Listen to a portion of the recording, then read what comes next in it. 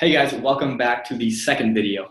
One of my favorite videos. It's all about mindset, and mindset does matter. You can't always control what happens to you out there in life, but what you can control is how you show up, how you perceive what happens to you. And looking at all the newest research and where all this study and the science of brain function and of mindset is going, the way you perceive things and the way you show up is more important than what actually happens to you. Because what happens to you is determined by how you perceive it. How you perceive it will change your physiology, which will change your health. So the way you see things, the stress that you are under, the stress that you put on yourself with your own mindset has a huge factor to play in our health. So I want to teach you guys a few strategies when it comes to actually having better mindset to have better health. So let's dive right in.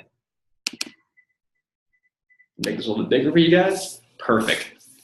So when we talk about stress, there's two types of stress. There's eustress and there's distress. We often associate stress with just the distress, the bad stresses. But in reality, stress can be good if used correctly. For example, when you work out, you are stressing a muscle to break it down to build up a new, healthier, stronger muscle. So stress can be good in some cases. Stress can be a deadline that helps you get things done at work. That can be a eustress. But when it becomes overwhelming, it becomes a distress. And that will put you into chronic fight or flight, or what we call a sympathetic response. The anxiety, the overwhelm, the gas pedal stuck down. And that can cause both some physiological and some psychological changes in your body. So look at this small picture down here. The physiological changes in your body when you're becoming distressed, overstressed, and that chronic fatigue, chronic fight or flight syndrome are headaches, the muscular tension and pain, the chest pain, the fatigue or tiredness, even changes in sex drive or digestive system, which upset stomach, or problems with sleeping, and problems going to the bathroom. It's a huge thing. There's a lot more that stress causes, but those are just a few things that it can cause physiologically. And then psychologically, being overstressed, being loaded up in that distress mechanism, being in that chronic fight or flight response, that gas pedal stuck down, you always go, go, go, can lead to anxiety, can lead to overwhelm, depression, can lead to restlessness or lack of sleeping ability, lack of motivation and focus. It can make you angry and irritable. I mean, be honest, you guys. Have you ever been so stressed out that you snapped at someone and they didn't deserve it?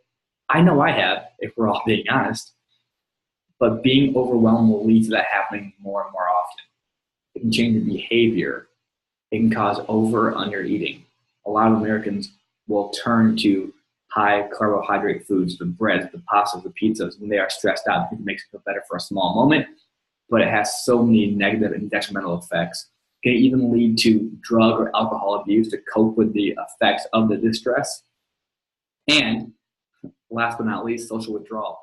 You feel so stressed out, you don't even want to hang out with your friends and your family, the people you need around you in your hardest and most struggling times who can actually help you, you end up pulling back from them. So being overstressed is real. Having too many things to do is real. I don't want you guys just to power through anymore. I want you to have strategies to better respond to this stress so you can become healthier and not just survive through it, but actually thrive through it. Let's dive into this idea.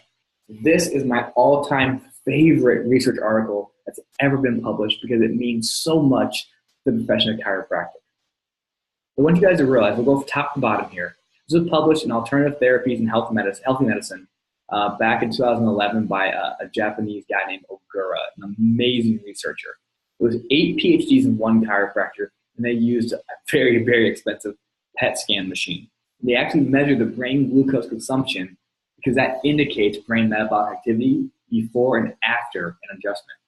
And what they found was that the spinal adjustment, especially in the upper neck, the cervical region, and not only improved mechanical function, which is the movement, but it also inhibited the sympathetic nervous system, which means that it's producing or decreasing the stress hormone. So less stress hormone being made. It also improved the heart rate, improved breathing, ATP, which is energy, and increased the thinking ability by increasing the blood flow, which is enhancing brain glucose utilization and improves overall brain function. So we know the adjustment that we give in our office has a huge effect on all that stuff. But let's unpack that and dive a little bit deeper. It's really focus on that inhibition of the sympathetic nervous system. If you inhibit the sympathetics, you turn on the parasympathetics. The parasympathetics are where your body heals. We have to be there to heal from injury, heal from disease, heal from what life throws at us. So the adjustment has the ability to move you away from the sympathetic overwhelmed stress state back into an actual healing state, as proven by the study. So that means that if you decrease sympathetic tone with the adjustment, you will decrease the amount of stress hormone being produced. It's that simple. Which, just holy cow, we will feel less stress. That's amazing. Talk about all those things we talked about earlier in minimizing those effects. But at the same time, it goes so much deeper than that. When you pair that study done in 2011 with a study done in 2009, we get these crazy results and effects. We realize this now, you guys. If you have increased stress hormone, that will increase your risk of cancer, of glaucoma, of bipolar disorder, of type 1 and type 2 diabetes, of rheumatoid arthritis, of autoimmune disease, of osteoarthritis or degenerative arthritis, of excessive body weight, aka obesity and overweight, hypertension, which is high blood pressure, asthma, and immune system dysfunction, meaning that you get sick more often than everyone else does or more often than you should. So not only is the adjustment good for mechanical function, the movement, and improving heart rate and breathing and energy and blood flow to the brain, but it will actually decrease the amount of sympathetic hormone, stress hormone your body is producing, and minimize your risk of all those diseases listed in the blue. Holy cow, you guys. Chiropractic is not about headaches, not about back pain, it's not about neck pain. Do we take care of that stuff? Sure, we get great results with those. But I hope you guys are starting to understand and realize that chiropractic is the #1 best strategy to apply to your health going forward in life to keep you as healthy as possible and minimize the possibility and the risk of becoming sick from a chronic disease in the first place. But here's the reality. You're not in our office every single day. We're not adjusting you every single day. So I wouldn't be doing my job if I couldn't give you some other strategies and tactics to help reduce the stress that you feel on a daily basis when you're not in our office. So let's dive deep.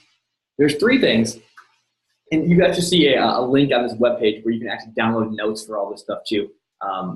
You should see an area where it talks about vision and purpose and all this kind of stuff. Fill it out on your own.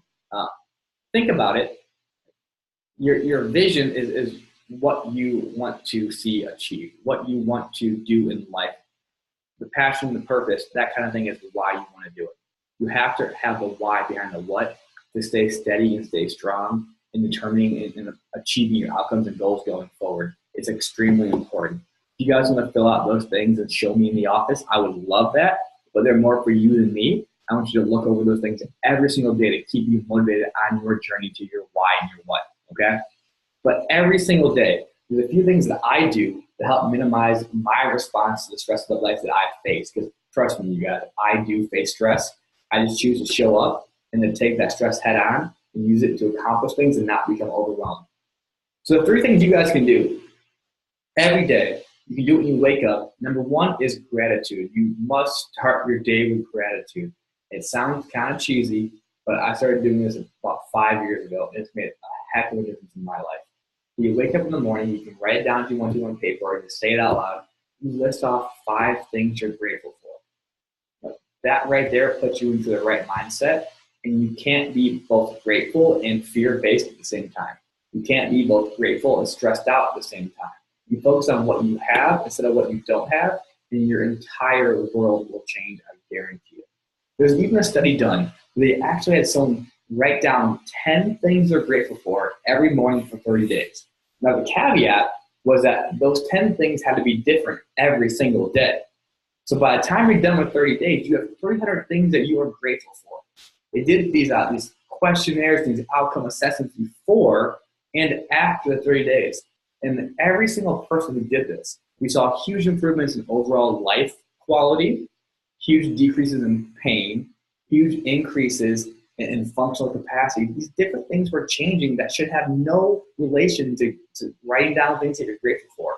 But every aspect of quality of life improved for people who did that study and had 300 different things over a course of 30 days that they were grateful for. It made them dig deep and really think about all the positive things in their life. So start with some gratitude every single morning, and then read over your purpose and your goals. I am huge on setting goals. That's why myself and Dr. Chris set goals with you guys for your health when you come into our office, because we have to know where we want to get if we know if we want to have a roadmap to get there in the first place. If you don't have that goal in mind, then we're just spinning our wheels. So read over your purpose, right? Why you want to achieve that, and then read over your goals and set new goals every week, every month, quarterly, even every year. You have things to achieve and shoot for in your life too. And then box breathing is one of my favorite things. Box breathing can be done any time of the day, not just in the morning. But what it is, it's a way that the Navy SEALs help to combat stress, help to bring their body and brain back into a parasympathetic area that allows them to have, 1, better brain function, but 2, a steadier hand, and 3, better decision making. But box breathing is a really simple tactic. Essentially, the average American will take between 12 and 16 breaths per minute. That's very fast, very shallow breathing. That means it's sympathetic. We're not getting enough oxygen into our body. We're not getting enough oxygen to our brain to make good decisions, and then pump to our cells to make the right metabolic changes. Sympathetic breathing, that short, shallow breath, is what dogs do when they're scared, what we do when we're out of breath or worried or in that fight or flight mode. It's not healthy for you throughout the entire day. But most Americans are stuck there. So what box breathing does, it takes us away from that sympathetic breath into what we call a parasympathetic breath, a low, slow, long, deep breath. So what it is, imagine a box being drawn on your paper. It's a 5-second inhale, 5-second hold, 5-second exhale, 5-second hold. 4 sides to a box, 5 seconds per side. Inhale, hold, exhale, hold. 5 times 4 is 20. It's 20 seconds per breath. That means that's 3 breaths per minute. Now that's a big change. If you guys try this and you find that it's hard to do 5 seconds, 5 seconds, 5 seconds, 5 seconds, shoot for 4, 4, 4, and 4, or even 3, 3, 3, and 3. If we do 3s all the way around that box, that is a 12-second breath, which means you are taking roughly 5 breaths per minute instead of 12 to 16, like most people are doing, to take you away from that stress response. So realize this, guys. There's things you can do to help combat the stresses of life. There's things you can do to show up differently when stress does come your way in life, because it will continue to come. Work will be there. Family responsibilities will be there. Relationships will be there. That to-do list seems like it will never end. It may never end in life. The goal of life is not to accomplish it all. It's to grow through the process and enjoy that process as you go. These things right here, along with getting adjusted, can do a ton to help you perceive that stress better, minimize the negative effects on your body, and live that healthier life so you can show up the way you should for your family and your friends. That's our goal for you guys. Now, this is that second video like I talked about, which means we get to give you a second code letter for your special code word, and that second code letter is I, the letter I. Make sure you guys are paying attention to all these different code letters. That way we can get you guys that special gift that we promised you when you tell us that code word in the office. And remember, you guys, the way you perceive stress will affect your body in a tremendous way. Do these things and you will perceive stress in a much better way and a much healthier way, so you guys can live the life that you deserve to live. All right, guys, until next video, I'll see you later.